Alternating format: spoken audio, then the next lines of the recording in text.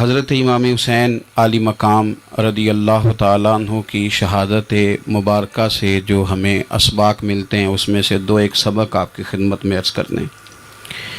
پہلے تو یہ یاد رکھ لیں کہ اللہ تعالیٰ نے اپنے محبوب کریم علیہ السلام کی زبان سے ہمیں یہ پیغام دیا ہے کہ تم مجھے یہ کہو کہ اے اللہ، ہماری نماز، ہماری قربانیاں، ہمارا جینا اور ہمارا مرنا یہ سب اس رب کے لیے ہے جو تمام جہانوں کو پالنے والا ہے۔ قل ان صلاتی و نسکی و محیای و مماتی للہ رب العالمین۔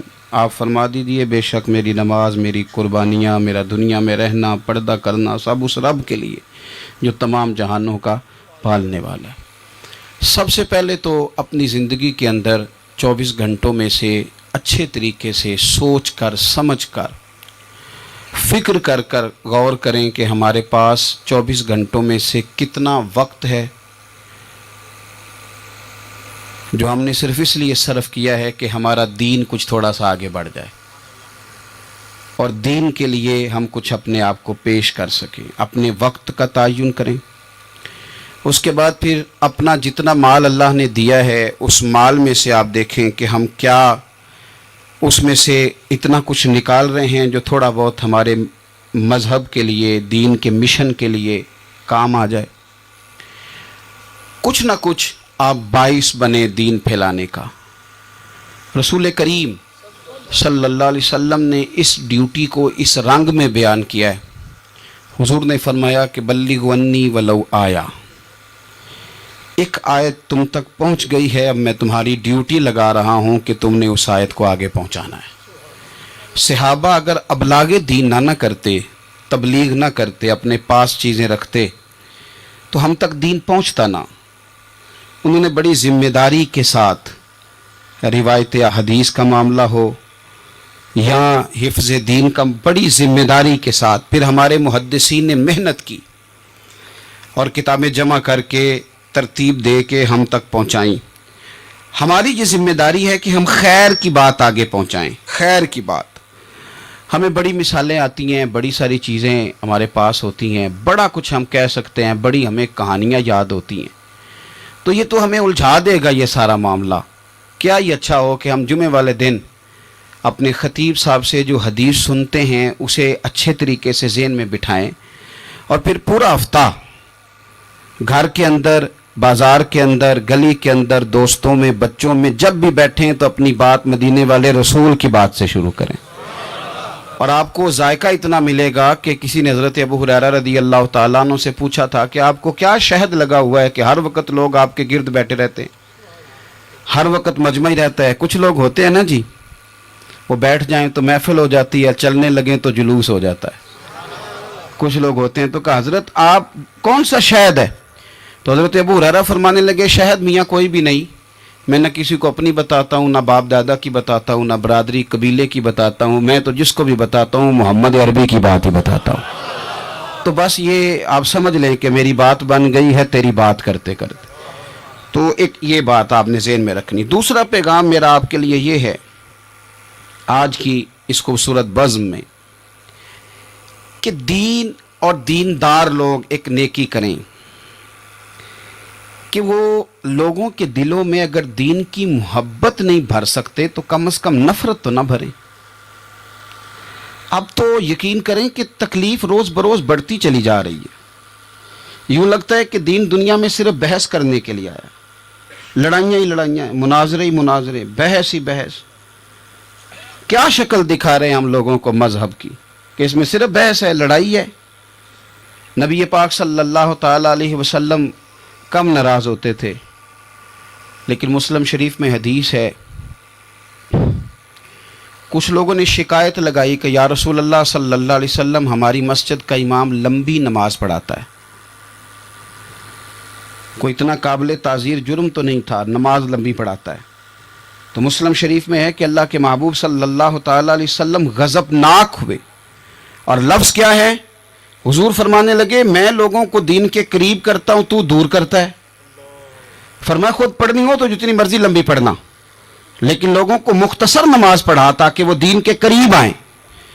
حضور مفتی اعظم عالم اسلام شہزادہ اعلیٰ حضرت شیخ مصطفیٰ رضا خان صاحب رحمۃ اللہ علیہ، ہمارے دادا مرشد، آپ کے خلاف کچھ لوگوں نے کتاب لکھی اور بریلی شریف کے عرس میں وہ کتاب بانٹی گئی۔ 24 صفر کو علماء کی وہاں میٹنگ ہوتی ہے اور ہزاروں علماء اس میں راسخ العلم لوگ وہاں موجود ہوتے ہیں، راسخ العقیدہ۔ حضور مفتی اعظم نے وہ کتاب سامنے رکھی اور کتاب سامنے رکھ کے علماء سے کہا کہ یہ شرعی اعتراض ہے مجھ پر اور یہ اس کا جواب ہے، یہ شرعی اعتراض ہے، یہ اس کا جواب ہے، یہ شرعی اعتراض ہے، یہ اس کا جواب۔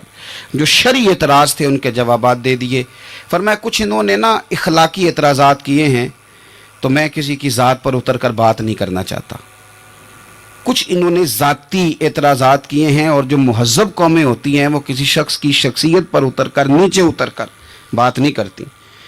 تو یہ شرعی اعتراضات تھے، یہ جواب ہے۔ تو علماء نے پوچھا کہ حضرت یہ کتاب کب چھپے گی؟ تو آپ فرمانے لگی چھپے گی کوئی نہیں۔ یہ کہ حضور نے آپ کے خلاف لکھا ہے تو آپ کہتے ہیں چھپے گی نہیں، آپ کو بھی تو چھاپنی چاہیے۔ تو آپ فرمانے لگے یار جی انہوں نے لکھا ہے تو کچھ بندے نا اس کتاب کی وجہ سے مجھ سے کٹ کے ان سے جڑ گئے ہیں، تو اب جب ان کا ذہن مجھ سے کٹا ہے، کسی اور کی طرف جڑا ہے، تو اب میں جواب لکھوں گا تو وہاں سے بھی کٹ جائیں گے، تو پھر منتشر ہو جائے گا ان کا ذہن، ہو سکتا ہے کسی گمراہی کی جانب چلے جائیں۔ تو چلو میری ایک ذات ہدف تنقید بنی ہے تو کوئی حرج نہیں، میں نہیں چاہتا کہ میری وجہ سے کچھ لوگوں کا ذہنی نقصان ہو، میں لوگوں کو مصطفیٰ کے دین کا پیار دینا چاہتا ہوں، دین سے بیزار نہیں کرنا چاہتا۔ مہربانی فرمائیں، میں نے جمعے میں بھی یوں دونوں ہاتھ باندھ کے کہا تھا تقریر کرنے والوں، نقابت کرنے والوں بس کرو۔ آپ اپنی تقریر چمکانے کے لیے قوم کو تقسیم کر دیتے ہو۔ حق کی بات کے اظہار کا معنی لڑائی تو نہیں ہوتا۔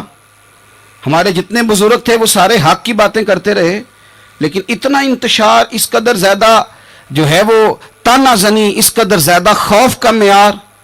اور میں نے جمعے میں بھی کہا تھا، پھر کہتا ہوں، اس زمانے میں جتنا کو زیادہ شرارتی ہوتا ہے اتنا زیادہ وہ طاقتور ہوتا ہے۔ شریف آدمی شرارتی کا مقابلہ کیسے کرے گا؟ ہم نے شرارتی لوگوں کو مضبوط کر دیا۔ تو دین سے نفرت نہیں دلائیں، لوگوں کو دین کے قریب کریں، لوگوں کو دین کی محبت دلائیں، لوگوں کو دین کے قریب کریں، دین کا ذوق دلائیں، لوگوں کو قریب کریں۔ آج کی بات ہے، ایک دوست بڑی دور سے آیا ہے، آج کی بات بڑی دور سے، اس نے مجھ سے آ کے کہا کہ حضرت صاحب اب تو میری حالت یہ ہے کہ میں گناہ کر کر کے تنگ آ گیا ہوں، میرے ارد گرد گناہ کے مواقع رہتے ہیں، میں تنگ آ گیا ہوں، لیکن میں ایک منتشر آدمی ہوں، مجھے ہر وقت کا وسوسہ، ہر وقت کی پریشانی، ہر وقت کی مصیبت۔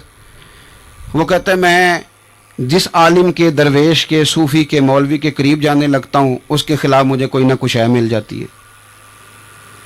تو دین سچا ہے، کھرا ہے، تو کیا ایسا نہیں ہو سکتا کہ دین پہ عمل کرنے والا بھی کو کھرا مل جائے؟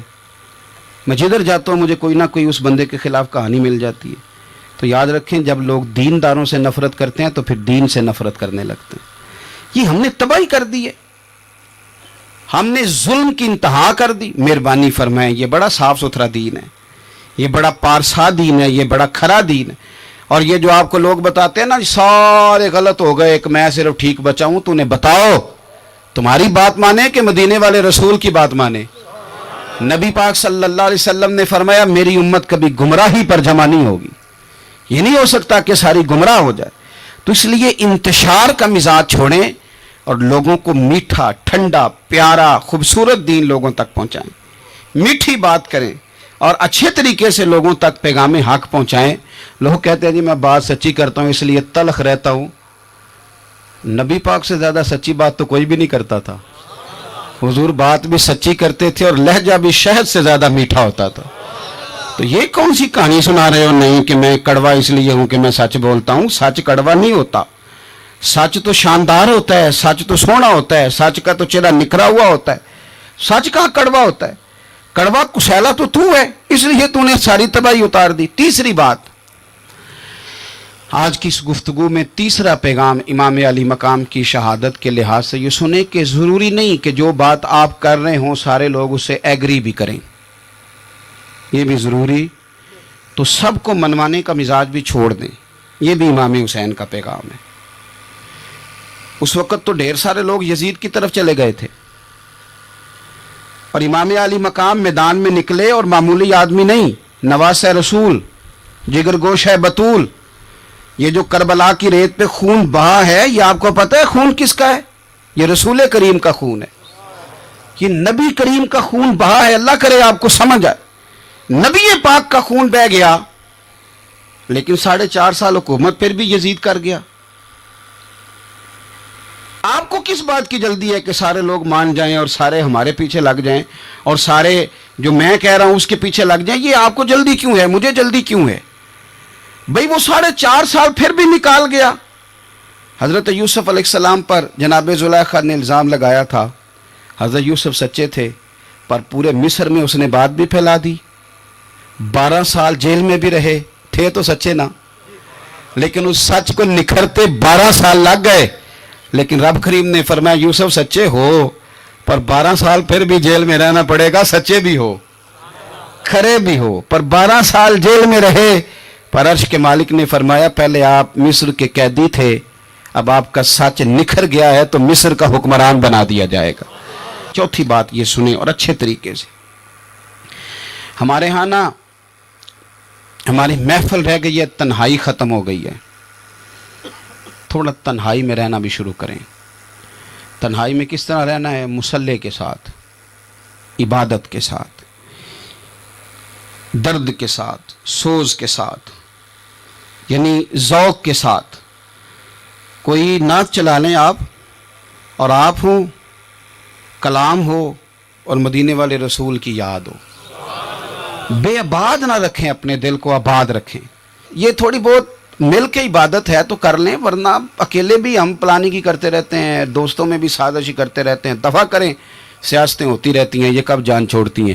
لیکن کچھ نہ کچھ وقت مصلی کو ضرور دیں.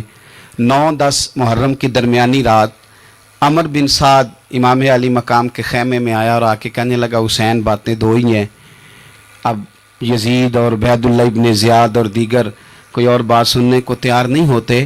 2 ہی باتیں ہیں، یا آپ کو بیعت کرنی ہے یا جنگ کرنی ہے. تو امام علی مقام فرمانے لگے کہ مجھے 1 رات کی مہلت دے دو. 1 رات کی مہلت، سویرے بتاؤں گا کیا کرنا ہے. 9-10 کی درمیانی رات عمر بن سعد نے کہا ٹھیک ہے میں سویرے آ جاؤں گا. تو عمر بن سعد خیمے سے باہر نکلا تو حضرت عباس بن علی، حضرت عباس رضی اللہ تعالیٰ عنہ حاضر بارگاہ ہوئے تو امام علی مقام سے عرض کرنے لگے بھائی جان مجھے پتہ ہے سویرے آپ نے کیا فیصلہ کرنا ہے، اور آپ کو بھی پتہ ہے سویرے کیا فیصلہ کرنا ہے. تو یہ بد باطن قسم کے لوگ ہیں، یہ سوچیں گے پتہ نہیں حسین کمزور پڑ گیا. تو ابھی بتانا تھا کہ ہم نے بیعت نہیں کرنی. آپ نے رات مہلت کیوں مانگی؟ یہ پتہ نہیں رات کیا کیا بدگمانیاں سوچیں گے. فیصلہ تو سویرے بھی وہی ہونا ہے اور اب بھی وہی ہونا ہے کہ ہم یزید کی بیعت کرنے کو تیار نہیں ہیں. تو آپ یہ بھی بات کر دیتے. تو امام حسین فرمانے لگے عباس تیرا کیا خیال ہے؟ میں نے سوچنے کے لیے ٹائم لیا ہے. تیرا کیا خیال ہے کہ میں نے کوئی نئے راہ تلاش کرنی ہے؟ کوئی مجھے اور کسی فوج کے پہنچ جانے کی امید ہے؟ کہا نہیں، مجھے کچھ بھی نہیں کرنا، نہ کچھ سوچنا ہے. فیصلہ بھی وہی ہے جس کا تجھے پتہ ہے. لیکن بھائی یہ آخری رات بچی ہے، کل حسین دنیا سے جائے گا. آخری رات بچی ہے، دل کرتا ہے کہ آج کی رات نہ میں رج رج کے اپنے رب کو سجدے کروں، میں جی بھر کے اس کی عبادت کروں. یہ پیشانی اس کے حضور ناز جھکے. او یار حسین ابن علی تو ایک رات باقاعدہ بچائیں کہ میں نے اللہ کے حضور حاضری دینی ہے اور تو ساری راتیں ضائع کر دیتا ہے. تو تنہائی میں کچھ نہ کچھ عبادت کریں. میں اللہ کے حضور دعا کرتا ہوں کہ اللہ تعالیٰ میدان کربلا کی ہواؤں کا صدقہ، اللہ تعالیٰ حسین ابن علی کے خون کا صدقہ ہماری زندگی پردہ پوشی والی کرے اور موت ایمان والی کرے. اور اللہ تعالیٰ ہمیں ہر فتنے سے محفوظ رکھے اور ہماری اولادوں کو بھی حضور کی اولاد کا وفادار رکھے. آخر دعوانا الحمدللہ.